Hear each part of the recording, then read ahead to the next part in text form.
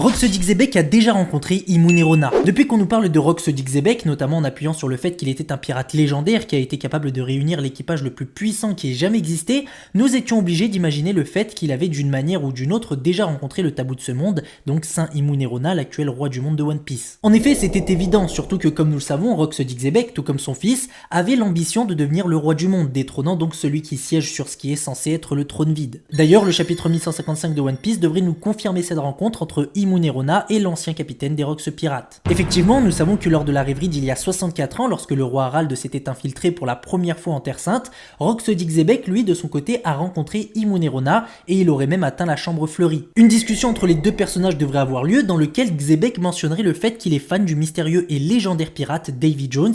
Il lui fera aussi normalement savoir son intention de revenir en ces lieux. Roxxxyzebek connaissait donc l'existence du roi du monde et lors de cette discussion dont on pourra profiter, celui-ci a très certainement dû lui faire part de son but final qui est de siéger à sa place sur le trône vide. Tout ceci pourrait être un indice supplémentaire s'agissant de ma théorie sur le fait que ce n'est ni Roger ni Garp qui a achevé Xebec sur God Valley, mais bien Imu ou qu'à minima celle-ci l'ait capturé et emprisonné.